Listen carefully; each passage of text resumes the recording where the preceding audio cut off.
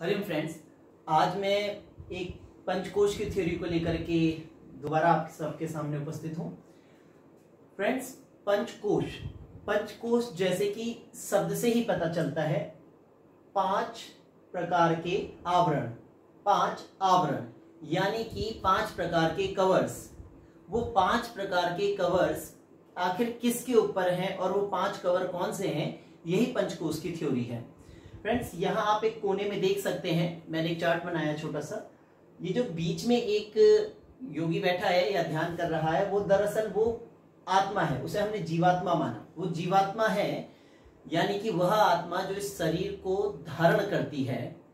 जन्म से पूर्व भी उसका अस्तित्व होता है और मृत्यु के पश्चात भी रहता है, लेकिन जब तक वो इस शरीर में रहती है तो वो कुछ आवरणों से ढकी रहती है। यानी कि इस प्रकृति के संयोग में आने के बाद जो पुरुष, सांख्य के अकॉर्डिंग अगर हम बात करें, तो जिस स्वरूप में रहता है, जिस आवरण में रहता है, वो पंचकोशीय आवरण है। अब इस पंचकोश आवरण में यानी कि 5 प्रकार के जो कवर्स हैं, लाइक जैसे एक प्याज के ऊपर छिलका, छिलके के ऊपर छिलका, आप देखिए कंद के ऊपर किस तरह से रहते हैं, या केले के डंठल को आप काटे तो पत्ते के अंदर पत्ता, इस प्रकार से ये कवर अंदर से बाहर की ओर किस तरह आ रहे हैं, इसे हम देखते हैं। जीवात्मा के ऊपर, उस आत्मा के ऊपर जो सबसे पहला कवर चढ़ता है, जो सबसे पहला सोल होता है, वो होता है आनंदमय कोश। आनंदमय कोश सबसे पहला कोश होता है जो आत्मा के सबसे ज्यादा सन्निकट रहता है या उसके संपर्क में रहता है। उसके बाद आता है विज्ञानमय कोश, जो कि आनंदमय से परिपूर्ण है। आनंदमय कोश से ही बना है विज्ञानमय कोश। और उसके बाद विज्ञानमय से परिपूर्ण मनोमय कोश, और मनोमय कोश से परिपूर्ण प्राणमय कोश, और प्राणमय से आगे फिर अन्नमय कोश। इस प्रकार से अंदर से सूक्ष्म से स्थूल की तरफ आते हुए ये शरीर जो आपने देखे अभी, तो ये थे हमारे पंचकोश। फ्रेंड्स, पंचकोश की जो यहाँ पे कोश हैं, कई जगहों पर इन्हें कोश की जगह आत्मा भी कह दिया जाता है। जैसे कि आनंदमय आत्मा या फिर विज्ञानमय आत्मा। आत्मा इसलिए क्योंकि वो कहीं ना कहीं उसी के आवरण है या उसी के प्रकाश से प्रकाशित होने वाले चेतन के रूप में दिखने वाले वो आवरण है। प्रकृति जैसे प्रकाश पुरुष के संयोग में आकर के कहीं ना चलायमान होने लगती है और पुरुष अपने आप को प्रकृति में ही देखने लगता है, वैसे ही इन कोशों में भी जीवात्मा अपने आप को प्रतिबिंबित देखता हुआ अपने आप को यही महसूस करने लगता है। तो इसमें भी पंचकोश की थ्योरियों को वैसे तो हम वेद, पुराण, उपनिषद, हठयोगी ग्रंथ सभी जगह देखते हैं, लेकिन अगर हम मुख्य रूप से बात करें तैत्तिरीयोपनिषद की, तो तैत्तिरीयोपनिषद आप देख सकते हैं। तैत्तिरीयोपनिषद की 3 मुख्य जो इसके हमने वल्ली है, 3 चैप्टर आप कह सकते हैं मुख्य तौर पे, शिक्षावल्ली, ब्रह्मानंदवल्ली और भृगुवल्ली। देखिए, शिक्षावल्ली तो एक तरह से नैतिक मूल्यों की बात इसमें ज्यादा करी गई है, और भृगुवल्ली में पिता द्वारा ब्रह्म ज्ञान। लेकिन जो ब्रह्मानंदवल्ली है मुख्य तौर पर, वो पंचकोशीय चर्चा को लेकर के अपना स्थान महत्वपूर्ण रखता है। तो हमारे जो पंचकोशीय चर्चा है उसको मैं आपको एक छोटी सी कहानी के माध्यम से समझाने का प्रयास करता हूँ। एक सरल सी कहानी, जो कि वैसे तो यहाँ पर महर्षि भृगु अपने पिता वरुण के पास जब अपनी शिक्षा कंप्लीट करके गुरुकुल से जाते हैं, तो पिता का एक प्रश्न होता है that what is the ultimate truth, परम सत्य क्या है और तुम कौन हो। तो इस प्रकार के प्रश्नों के उत्तर वो न दे पाने पर कहते हैं कि तुम्हारी शिक्षा व्यर्थ रही, तुम अगर इन प्रश्नों के उत्तर नहीं जानते तो तुमने क्या पढ़ा, जाओ तप करो, इनके प्रश्नों के उत्तर ढूंढ के आओ, फिर मेरे से बात करना। तो मैं इसको एक सरल लैंग्वेज में आपको जैसे कुछ उदाहरणों से समझाने का प्रयास करता हूं। जब महर्षि भृगु जाते हैं साधना के लिए, और काफी लंबे समय बाद जब वापस आते हैं तो बड़े खुश होते हैं, पिता से कहते हैं पिता उत्तर मिल गया। कुछ उदाहरणों को मैं इसमें जोड़ रहा हूं। जैसे पिता ने पूछा क्या उत्तर मिला, तो वो कहते हैं कि मैं शरीर हूं। कहते शरीर हो, इसका क्या तात्पर्य है, इससे कैसे तुम इसको जरा स्पष्ट करो।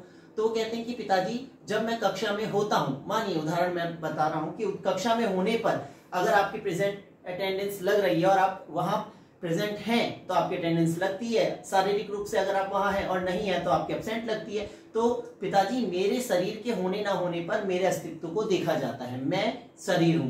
कहा ठीक है, लेकिन यह उत्तर बिल्कुल सही नहीं है, अभी आपको एक बार फिर जाना पड़ेगा और दोबारा से सोच के आइए, गहनता से सोच के आइए। कहते हैं ठीक है पिताजी, फिर से जाते हैं, लंबा समय लेते हैं और दोबारा से वापस आते हैं बड़े खुश मन से, और कहते हैं कि पिताजी मैं गलत था, मैं शरीर नहीं, मैं तो प्राण हूं। कहा बहुत अच्छा, जरा अब इसे भी स्थापित कीजिए कि आप प्राण कैसे हैं। तो कहते हैं पिताजी मैं देख रहा था एक लाश जा रही थी, अर्थी जा रही थी, और अर्थी में जो जिसे ले जा रहे थे लोगों से मैंने पूछा इसे क्या हुआ, तो उन्होंने कहा अब ये नहीं रहा। तो मैंने बोला कि इसका शरीर तो यहीं विद्यमान है, तो ये कैसे नहीं रहा। तो कहते कि देखिए इसके शरीर से प्राण निकल चुके हैं, तो अब ये नहीं रहा। तो यानी कि मैं शरीर नहीं प्राण हूं, मेरा होना ना होना प्राण से संबंधित है, तो मैं प्राण हूं। पिताजी खुश होते हैं, लेकिन कहते हैं बेटा अभी भी जवाब कम है, जाओ दोबारा तप के ले जाओ, दोबारा स्वाध्याय करो, दोबारा जानकारी इकट्ठी करो, अपने अनुभवों से जानो। फिर जाते हैं और इस बार फिर एक नए उत्तर के साथ बड़े खुश मन से आते हैं और कहते हैं पिताजी उत्तर मिल गया, मैं मन हूं। कहा कैसे। तो कहते पिताजी जब मैं कक्षा में मान लीजिए शारीरिक रूप से भी हूं और जीवित भी हूं, प्राण है मेरे में, लेकिन अगर मेरा मन कहीं और है और मैंने उपस्थिति नहीं बोली, मैंने प्रेजेंट नहीं बोली, तो गुरुजी का कहना होता है कि अरे तुम यहीं हो या कहीं और हो। तो मन के न होने पर आप वर्तमान समय और परिस्थिति में न के बराबर होते हैं, यानी कि आपका मन जो है वो प्राण और शरीर के ऊपर अपना अस्तित्व बनाए हुए, यानी कि प्राण और शरीर से ज्यादा महत्वपूर्ण कौन हुआ यहाँ पर, मन। मन का होना बहुत जरूरी है। तो उनने कहा कि जवाब आपका अभी भी थोड़ा गलत है, आप एक बार फिर से जाइए और थोड़ा सा प्रयास कीजिए। इस बार जब वो जाते हैं काफी समय लेते हैं और उत्तर ढूंढ के आते हैं और कहते हैं पिताजी सही जवाब मिल गया, मैं गलत था, मैं प्राण और मन कुछ नहीं, मैं इन सबसे ऊपर बुद्धि हूं। कहा कैसे। कहा पिताजी जैसे कि गुरुजी योग निद्रा का जब अभ्यास कराते हैं या ध्यान के अभ्यास में मैंने अक्सर देखा है कि जब शरीर भी होता है, प्राण भी होता है और मन किसी एक विषय को धारण कर रहा होता है, तो उस विषय को धारण करने के लिए मन को जो दिशा निर्देशित करती है वो बुद्धि होती है। शरीर में जब आप योग निद्रा में अपने अलग अलग अंगों पर मन को लेकर जाते हैं तो वो बुद्धि ही दिशा निर्देशित करती है। मन के ऊपर बुद्धि का अस्तित्व है, बुद्धि ही है जो मन के फैसलों को बदलने की क्षमता रखती है। तो मैं बुद्धि हूं। कहा बहुत सही, लेकिन बेटा उत्तर अभी भी थोड़ा सा गलत है, एक बार फिर जाओ। इस बार दोबारा भेजा जाता है और काफी लंबे समय बाद फिर से आते हैं और जवाब लेके आते हैं कि पिताजी मुझे पता चल गया, मैं आनंद हूं। कहा कैसे। कहा पिताजी बुद्धि के भी ऊपर, बुद्धि का भी जब तक अस्तित्व बना रहता है द्वैत की भावना बनी रहती है। वैचारिक रूप से मैं विचार हूं ऐसा तो नहीं हो सकता ना, बुद्धि का धर्म एक निर्णय करना है, मैं निर्णय भी नहीं हूं। तो मैं आनंद की स्थिति में जब आ जाऊं, मैं वहां पे एक द्वैत का भाव तो है अभी भी पूरी तरह से, क्योंकि आपने ये नहीं जाना कि मैं आत्म हूं। आनंद में आप अभी भी स्थिर हैं। तो जो अंतिम स्थिति है जहां आप आनंद तक पहुंच जाते हैं, तो एक प्रकार से सर्वोपरि विभूति मान लीजिए उसे, या उसे कह लीजिए प्रकृति लय योगी कह लीजिए, विदेहगत योगी कह लीजिए, जीवन मुक्त योगी कह लीजिए, लेकिन अभी भी एक कड़ी बाकी है जहां से उसे आगे जाना है, जीवात्मा तक। मैं जीवात्मा हूं। यहाँ पे इसे अब आप थोड़ा इस तरह से समझिए, मैं आपको देखिए इसे और सरलता से समझा रहा हूं। मैं शरीर हूं कहने का मतलब था मैं अन्नमय कोश हूं। जब वो कहते हैं मैं प्राण हूं तो मैं प्राणमय कोश हूं, और जब वो कहते हैं कि मैं मन हूं तो मनोमय, और जब कहते हैं मैं बुद्धि हूं तो विज्ञान। बुद्धि यानी विज्ञान है, विशेष ज्ञान इति विज्ञान, बुद्धि का ही धर्म है। तो विज्ञानमय कोश यानी बुद्धि, और उसके ऊपर जब वो कहते हैं मैं आनंद हूं तो आनंदमय कोश, आनंद की स्थिति में आ जाना। अगर आनंदमय कोश की स्थिति में भी अगर साधक अटक जाए, आगे ना बढ़ पाए इस जीवन में, तो उसे अगला जीवन लेकर के फिर से अपनी साधना को वहीं उसी स्तर से आगे बढ़ाना होता है। धर्म में समाधि जैसी स्थिति जहां पर वो एक ऐसे स्तर पे आ जाता है, पहाड़ चढ़ते हुए एक ऐसे प्लेटफॉर्म पे आ जाता है जहां से नीचे गिरने का डर कम है। तो आनंदमय कोश। अब मैं इसको आपको थोड़ा और एक नए तरीके से बता रहा हूं। सांख्य दर्शन के अकॉर्डिंग भी आप देखेंगे, और इसे 3 प्रकार के शरीर में किस तरह से विभाजित किया गया है। देखिए आत्मा के ऊपर जो शरीर है, आत्मा शरीर में रहती है, और उस शरीर को भी 3 हिस्सों में बांटा जाता है, स्थूल शरीर, सूक्ष्म शरीर, कारण शरीर। ये स्थूल शरीर क्या है, तो ये जो अन्नमय कोश है, जिसे उन्होंने कहा था कि मैं शरीर हूं, तो वो अन्नमय कोश ही स्थूल शरीर, ग्रॉस बॉडी कहलाती है। ग्रॉस बॉडी ये किससे बनती है, तो ये बनती है हमारे अन्न से। जो हम अन्न ग्रहण करते हैं उस अन्न से हमारा रस बनता है, और रस आदि सप्त धातु जो हैं आयुर्वेदिक कंसेप्ट में आप जानते होंगे, वो भी इसी के अंतर्गत आता है, स्थूल शरीर के ही अंतर्गत आएगा। और नीचे पंच महाभूत संघात, अब आप जब सांख्य दर्शन पढ़ते हैं तो वहां भी स्थूल, सूक्ष्म और कारण शरीर की बात आती है। तो स्थूल शरीर के अंतर्गत पंच महाभूतों को ही लिया जाता है, जो कि अहंकार के तम प्रधान गुण से, रजो के प्रेरक से, रजगुण के प्रेरक से निर्मित होता है तन्मात्राएं, और फिर उसके नीचे पंच महाभूत जो केवल और केवल विकृति कहलाती हैं। तो वो आते हैं आपके पंच महाभूत संघात रस आदि से निर्मित, जो हमारा स्थूल, इसे हम पार्थिव शरीर कहते हैं। पार्थिव यानी पृथ्वी तत्व इसमें प्रधान होता है। पृथ्वी के अलावा हमारा पृथ्वी, जल, तेज, वायु, आकाश, जो 4 तत्व और हैं उनका भी संघात इसमें है, लेकिन पार्थिव शरीर ज्यादा कहा जाता है, इसमें पृथ्वी तत्व की प्रधानता है। तो इस प्रकार से पंच महाभूतों से निर्मित हमारा यह स्थूल शरीर होता है। और उसके आगे अगर हम बात करें सूक्ष्म शरीर क्या है, तो देखिए सूक्ष्म शरीर, सटल बॉडी हम जिसे कहते हैं, तो इसमें 3 कोश आते हैं, प्राणमय, मनोमय और विज्ञानमय। ये 3 जो हैं हम इसे सूक्ष्म शरीर के अंतर्गत लेते हैं। और इसी को एतत् कोशत्रयम् शरीर लिंगम, लिंग शरीरम, मतलब इसे लिंग शरीर भी कहा जाता है। देखिए सूक्ष्म शरीर को ही लिंग शरीर भी कहा जाता है। और हालांकि इसमें थोड़ा सा डिफरेंस ये है कि जो हमारा सूक्ष्म शरीर अकॉर्डिंग टू सांख्य दर्शन होता है, वहां पर क्या होता है, पंच महाभूत, पंच ज्ञानेन्द्रिय, एक मन, बुद्धि और अहंकार, ये 13 चीजें मिलकर के और साथ में पंच तन्मात्राएं सूक्ष्म शरीर बनाती हैं।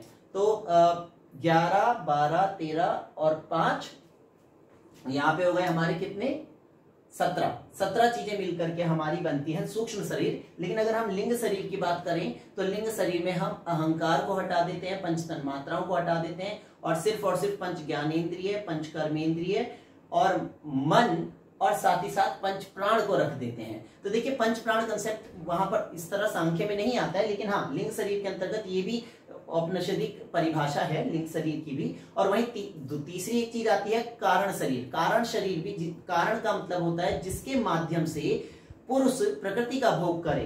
पुरुष यानी कि यह जीवात्मा, ये बाह्य आवरणों के माध्यम से में ऐसे कौन से माध्यम है, करण है, जिनके माध्यम से प्रकृति का भोग करता है। तो ज्ञानेन्द्रिय, कर्मेंद्रिय, है ना, और मन, बुद्धि, अहंकार, इनके माध्यम से हमारा जो होता है कारण शरीर 13 प्रकार का माना जाता है। फिलहाल हमारा यहाँ जो कंसेप्ट है सूक्ष्म शरीर में पंच, ये हमारे प्राणमय कोश, मनोमय कोश और विज्ञानमय कोश, इसी को लिंग शरीर भी कहा जाता है। अब देखिए जो हमारा प्राणमय कोश है वो कैसे बनता है, अगर हम उसकी बात करें तो पंच प्राण और पंच कर्मेंद्रिय जब मिल जाते हैं, पंच प्राण और पंच कर्मेंद्रिय, तो वो दोनों मिलकर के बनाते हैं प्राणमय कोश। और जब बात आती है मनोमय कोश की, तो हमारे पंच कर्मेंद्रिय और मन पंच ज्ञानेन्द्रिय और मन मिलकर के बनाते हैं हमारा मनोमय कोश। और बात जब आती है विज्ञानमय की, तो विज्ञानमय कैसे निर्मित होता है, हमारी बुद्धि प्लस पंच ज्ञानेन्द्रिय, जब इन दोनों का संयोग होता है आपस में, तो क्या बनता है, विज्ञानमय कोश। देखिए कर्मेंद्रिय आप जानते होंगे, पाणिपाद, पायु, उपस्थ, वाक, यानी हमारे हाथ, पैर, गुदा, हमारी जननेन्द्रिय और हमारी ये जो वाणी है। और ज्ञानेन्द्रिय हमारी यानी कि आंख, नाक, कान, मुंह, जिह्वा और त्वचा, ये जो हमारी 5 सेंसरी ऑर्गन्स है, और एक्शन ऑर्गन्स मींस कर्मेंद्रिय। तो इस तरह से इनके कॉम्बिनेशन से, जैसे कि ये अन्न से बनता है तो ये इनके कॉम्बिनेशन से बनता है। लास्ट हम आते हैं कारण शरीर। कारण शरीर क्या है, तो आनंदमय कोश जो है वो कैजुअल बॉडी, इसी को मूल प्रकृति कहते हैं। सांख्य का जो मूल प्रकृति है, जो केवल प्रकृति है, विकृति नहीं है, केवल प्रकृति है, वही कैजुअल बॉडी है। वो किसी से निर्मित नहीं होता, वो सबको निर्मित करता है। आनंदमय कोश सबसे अंदरूनी हिस्सा है, वो सबको पैदा कर रहा है, आगे वाले सब इससे पैदा हो रहे हैं, इसलिए ये मूल प्रकृति के रूप में है। और आनंदमय कोश में केवल और केवल आनंद होता है। देखिए जब साधक साधना में, पंचकोशीय साधनाओं में जब आगे बढ़ता है, पंचकोशीय साधना में देखिए जैसे षटचक्र साधना होती है या भूत जय सिद्धांत होता है, तो नीचे से ऊपर, स्थूल से सूक्ष्म की ओर जब बढ़ते हैं, तो पहले आप पंच महाभूतों पे साधना करते हैं, फिर धीरे धीरे तन्मात्राओं पर, फिर आगे बढ़ते हुए फिर आप अंत में अपनी मूल प्रकृति तक पहुंचते हैं। और कैजुअल बॉडी जो आनंदमय कोश है, आनंदमय कोश पर जब आप पहुंच जाते हैं, नीचे की सारी साधनाओं को करते हुए, अन्नमय कोश की साधना कैसे, तो सात्विक आहार लेते हुए, आहार का स्वरूप कैसा होगा आपको ये ध्यान रखना है, यानी कि आहार जिस पैसे से आ रहा है वो पैसा भी शुद्ध होना चाहिए। और अगर ये विकृत हो जाए, देखिए अन्नमय कोश के भी फिर बहुत अंदर थ्योरी अगर जाते हैं तो वहां पे भी फिर उसका स्थूल सूक्ष्म कारण होता है, कि उसके स्थूल जो होता है भार होता है, उसका जो सूक्ष्म होता है उसका रस होता है, जो उसका कारण होता है वो संस्कार होते हैं। तो संस्कारों से फिर शरीर जैसा निर्मित होगा, वैसे ही उसमें विकृतियां भी पैदा होंगी अगर वो गलत तरीके का अन्न है तो जैसा होए अन्न वैसा मन, आपने सुना भी होगा बचपन से। तो अन्नमय कोश की साधना सात्विक आहार से होती है।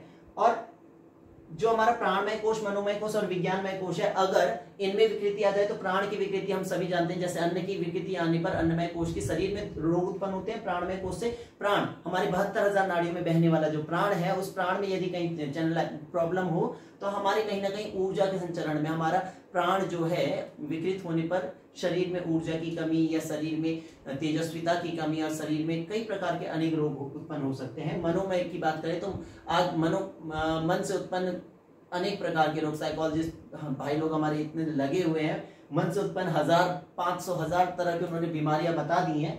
तो मनोमय रोग अलग तरीके का है ना।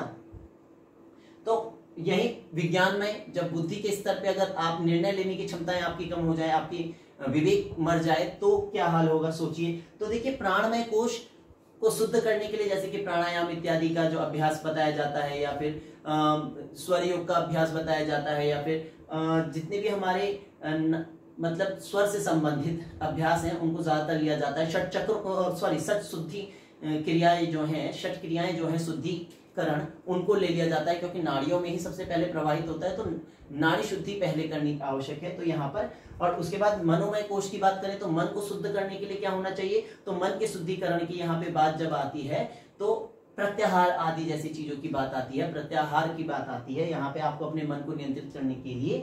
और तीसरे नंबर पे जब विज्ञानमय कोश की बात आती है, अच्छा मनोमय के लिए प्राणायाम इत्यादि का तो ऊपर खैर प्राणायाम के लिए यहाँ प्रत्याहार। और उसके बाद विज्ञानमय की बात करें तो बुद्धि, ये बुद्धि से संबंधित है, विवेक ख्याति। यहाँ पे एक तरह से आप ज्ञान योगी का लक्षण भी मान सकते हैं कि बुद्धि से ये समझना कि मैं क्या हूँ, प्रकृति क्या है, ये जो दुख है, ये दुख किस तरह के हैं, इनका आत्यंतिक यानी कि हमेशा के लिए परमानेंट सॉल्यूशन क्या हो सकता है, एकांतिक सॉल्यूशन नहीं चाहिए। तो इस प्रकार के विचारों से आप विज्ञान में कोश की शुद्धि कर सकते हैं। और इसके बाद आता है आपका लिंग शरीर। जब आप आनंदमय कोश पे पहुंच जाए तो इसकी शुद्धि का कोई माध्यम नहीं है, आपको यहाँ पे एकाग्रता बनाए रखनी होगी। आपको ये समझना होगा कि आनंदमय कोश बिल्कुल जैसे कि आत्मा के बिल्कुल संपर्क में होने के कारण बिल्कुल आत्मा जैसा प्रतीत होता है। आत्मा के जैसे आत्मा है आनंदित, वैसे ही ये भी आनंदित रहता है।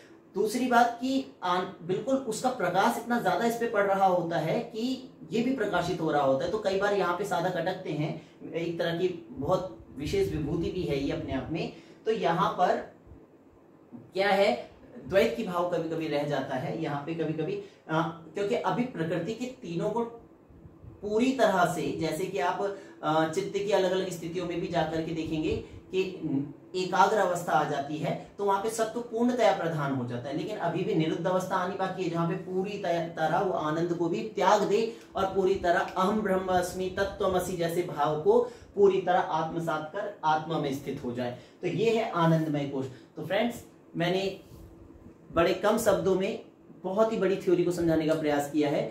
अगर हम चाहें तो एक एक कोश को लेकर के उसकी कोश की निर्मित कैसे होता है, उससे क्या क्या उसके आगे इवोल्यूशन होता है, फिर उसमें अनबैलेंस्ड हो जाने में, उसके तत्वों के सत्व स्तंभ में अगर अनबैलेंस्ड हो जाए तो क्या रोग उत्पन्न हो सकते हैं या किस तरह की समस्याएं हो सकती हैं, और अगर वो खराब हो गया है तो उसे सही कैसे किया जाए, इसके ऊपर बहुत सारा लिटरेचर आपको मिल जाएगा। आप अगर किताबें पढ़ना चाहते हैं इनमें, तो मुख्य तौर पे जैसे कि आप गायत्री की पंचकोशीय साधना आचार्य श्री राम शर्मा जी, या फिर आप अमृता भारती जी की प्राण जो पुस्तक है उसको लें, या फिर आप अमृता भारती जी की और भी कुछ बहुत अच्छे जो उनका साहित्य है उसे देख सकते हैं। साथ ही साथ आप तैत्तिरीयोपनिषद को देख सकते हैं। साथ ही साथ आप परमहंस जी का विवेक चूड़म, एक विवेक पुस्तक लिखी हुई है विवेक पंचकोशी, उसको देख सकते हैं। कई सारी पुस्तकें हैं जिनको देख करके आप ये समझ सकते हैं। बाकी ये उम्मीद करता हूं कि आपको फोटो क्लियर दिख पा रही होगी जो भी ये हमने बोर्ड पे लिखा है। तो उम्मीद करता हूं आपको ये समझ आया होगा। अगर आपका रिस्पॉन्स अच्छा रहा तो मैं आगे इसी तरह की वीडियो बनाता रहूंगा। बहुत बहुत धन्यवाद। हरिओम।